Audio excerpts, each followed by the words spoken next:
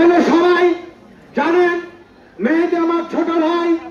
আমি বললে হয়তো ব্যক্তিকেন্দ্রিক হয়ে যাবে। যাই হোক, সবার যে দাবি, সেই দাবির সঙ্গে আমি একাত্মতা প্রকাশ করছি।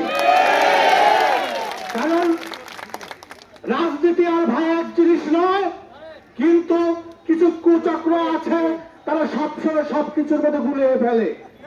কিন্তু একটি কথা মনে রাখবেন, 17 বছর এই মাঠে মাফিয়া খুনি শেখ হাসিনা সরকারের বিরুদ্ধে কারা রাজপথে ছিল। আমার এই ব্যবসায়িক ভাইরা দেখেছে, ঈশ্বরের পেশাজীবী মানুষ দেখেছে, শ্রমিকরা দেখেছে, বন্ধুপর সংগঠন আপনারা দেখেছেন, দেখেছেন ঈশ্বরের সকল প্রশাসন। কিন্তু আজকে বারাভত খাওয়ার জন্য ত্যাগী নেতা সেজে সামনে এসে অনেক কথা বলেন। আপনাদেরকে আমরা সম্মান করতে চাই, তবে আসুন দলের কাজ করুন, দলের আদর্শকে মানুন, দলের জন্য শ্রম দিন।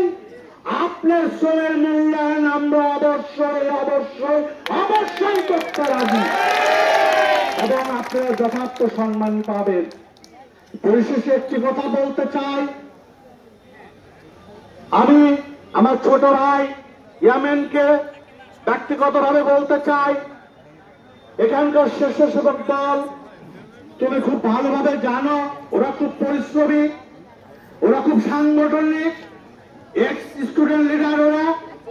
ওদের মধ্য থেকে সুন্দর আগামী নেতৃত্ব বেছে ঈশ্বরিত একটি ক্যাডেবল এডুকেটেড একটি জাতীয়তাবাদী স্বেচ্ছাসেবক দলের একটি কমিটি করে দেবে শুধু উপজেলা এবং পৌরকে, এটা আমি দাবি রাখি।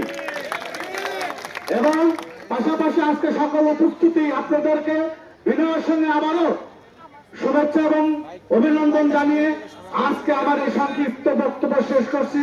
এবং আবারও বলতে চাই, ঈশ্বরের মাটি, তারেক রহমানের ঘাঁটি,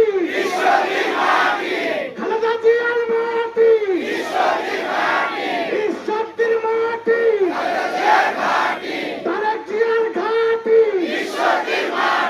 তারেক জিয়া ভয় নয়, খালেদা জিয়ার ভয় নয়, রাজপথ ছাড়ি নয়, সেক্টর থেকে তেতুলিয়া, সবাই বলে খালেদা জিয়া,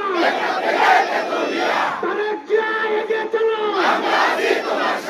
আমরা আছি তোমার সাথে, খোদা হাফেজ। বাংলাদেশ জিন্দাবাদ, শহীদ জিয়া অমর হোক, খালেদা জিয়া জিন্দাবাদ।